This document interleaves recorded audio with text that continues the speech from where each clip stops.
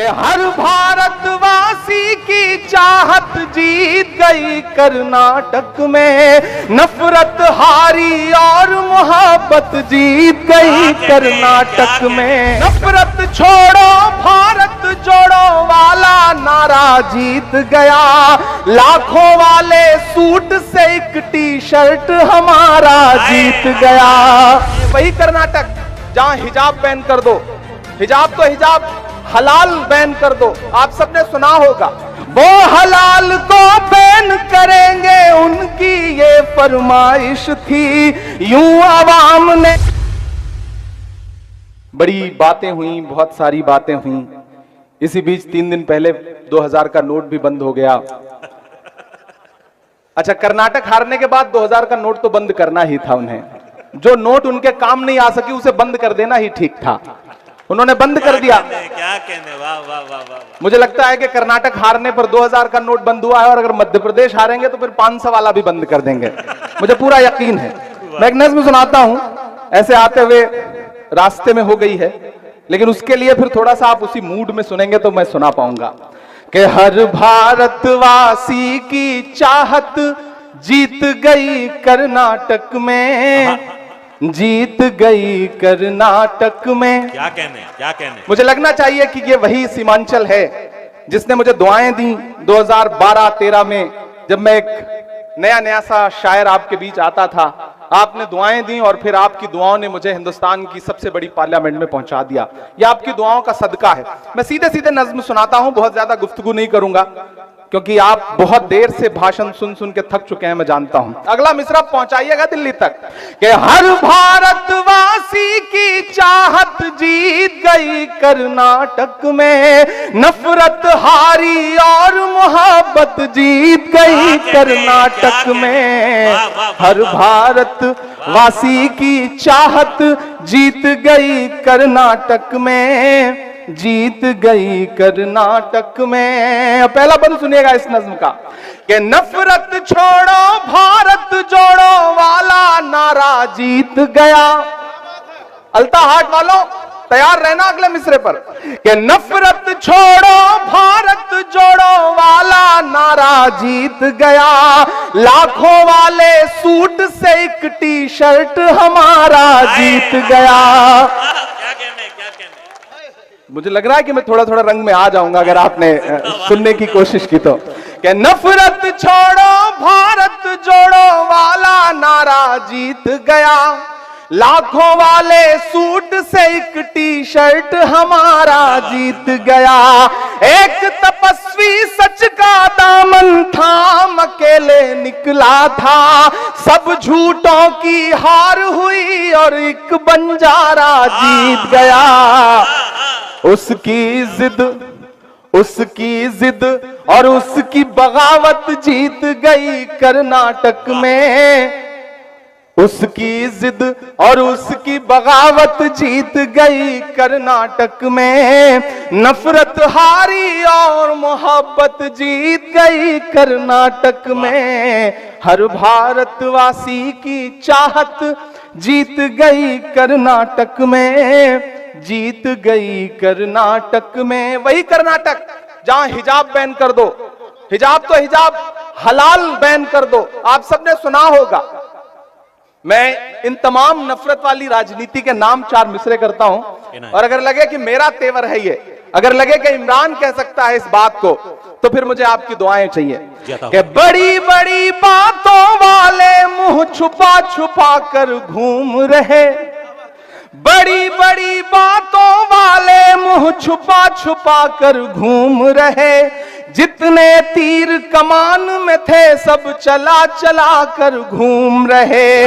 जो हलाल को बैन करेंगे उनकी ये फरमाइश थी।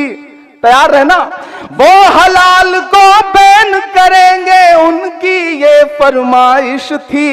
यूं आवाम ने झटका मारा, झटका खाकर घूम रहे। सदियों वाली वही रिवायत जीत गई कर्नाटक में, नफरत हारी और मोहब्बत जीत गई कर्नाटक में। हर भारत वासी की चाहत जीत गई कर्नाटक में, जीत गई कर्नाटक में। आखिरी बंद पढ़ता हूं इस नज्म का, उसके बाद फिर आपकी पसंद की, आपकी ख्वाहिश की जो जो नज्में हैं वो सुनाने की कोशिश करूंगा। कि धर्म जाति से उठकर सब इंसान हमारे साथ रहे। क्यों आया ऐसा रिजल्ट कि बड़े बड़े टीवी चैनलों पे बैठे हुए सूरमा समझ नहीं पा रहे हैं कि गलती कहां हो गई, लेकिन मैं बताता हूं कि हुआ क्या कर्नाटक में। कि धर्म जाति से उठकर सब इंसान हमारे साथ रहे, राम का हमको प्यार मिला, रहमान हमारे साथ रहे। जिंदाबाद। धर्म जाति से उठकर सब इंसान हमारे साथ रहे, राम का हमको प्यार मिला, रहमान हमारे साथ रहे। वो जो बंटवारा करते हैं बीच में हिंदू मुस्लिम के, उन्हें बताओ बजरंगी हनुमान हमारे साथ रहे। प्यार मोहब्बत वाली विरासत जीत गई कर्नाटक में, नफरत हारी और मोहब्बत जीत गई कर्नाटक में। हर भारत वासी की चाहत जीत गई कर्नाटक में, जीत गई कर्नाटक में। बड़ी तादाद में यहां माएं बहनें भी इकट्ठा हैं, मैं उनकी भी मौजूदगी को सलाम करता हूं।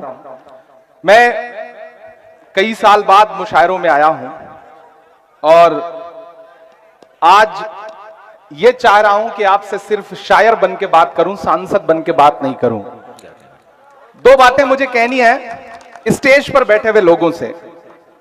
देखिए, इधर जो सामने 3 फीट नीचे कुर्सियों पर या जमीन पर बैठे हुए लोग हैं, इधर स्टेज पर तकरीबन 5 फीट ऊंचे बैठे हुए कुछ अहम लोग हैं। मैं ये देख रहा हूं कि पूरा मुशायरा सामने बैठे हुए लोगों की वजह से चल रहा है। डाइस पर बैठे हुए लोग ऐसे खामोश हैं जैसे अडवाणी जी चुप रहते हैं आजकल। डाइस पर बैठे लोगों से मेरी गुजारिश है कि आप डाइस पर बैठे हैं और 5 फीट ऊपर बैठे हैं तो इसका मतलब ये नहीं कि सारी जिम्मेदारी नीचे वालों की है या नीचे वाले कमतर हैं। मेरा अपना मानना है कि तराजू के 2 पलड़े होते हैं, वो पलड़ा झुका होता है जिसमें वजन ज्यादा होता है। आप ज्यादा वजनदार लोग हैं, आप नीचे बैठे हैं और आप पूरी जिम्मेदारी से मुशायरे को चला रहे हैं, लेकिन स्टेज के लोगों की भी जिम्मेदारी है कि आप सब भी इस मुशायरे को उसी तरह से बनाएं, खूबसूरत बनाएं, अच्छा बनाएं जिस तरह सामने बैठे हुए लोग बना रहे हैं। यहाँ मोहतरम अशफाक करीम साहब बैठे हुए हैं जो राज्यसभा में मेंबर ऑफ पार्लियामेंट है राज्यसभा के और बड़ा मेडिकल कॉलेज चला रहे हैं। बिहार सरकार के मंत्री इसराइल मंसूरी साहब तशरीफ फरमा हैं। हमारे बुजुर्ग इजहार अशफी साहब यहां बैठे हैं जो आपके एमएलए हैं। अंजार नईमी साहब बैठे हैं। एक्स एमपी सरफराज साहब बैठे हुए हैं। मास्टर मुजाहिद साहब आपके अपने रहनुमा बैठे हुए हैं और इस प्रोग्राम के जो कन्वीनर हैं इंजीनियर असलम अलीक साहब। और इस प्रोग्राम को सजाने में कुछ नाम जिन्होंने बहुत मेहनत की है, उसमें मुखिया सलमान का नाम मैं खास तौर से मेंशन करूंगा। इन्होंने बहुत इस प्रोग्राम को सजाया है। और गंगा जमुनी तहजीब क्या होती है, पूरे हिंदुस्तान में नफरत की बात करने वाले लोग, सियासतदां अगर आज की इस रात अलता हाट में आए तो वो ये देखेंगे कि इस मुशायरे को सजाने संवारने में जो सबसे ज्यादा मेहनत करने वाले शख्स का नाम दिलीप मंडल है। और हम जब इस मुशायरे में आ रहे थे, मुशायरा गांव में आ रहे थे, तो सामने खूबसूरत सा मंदिर है और सामने ये बैठी हुई सीमांचल की आवाम है। ये है बिहार जिससे पूरे हिंदुस्तान की नफरत को हारना है।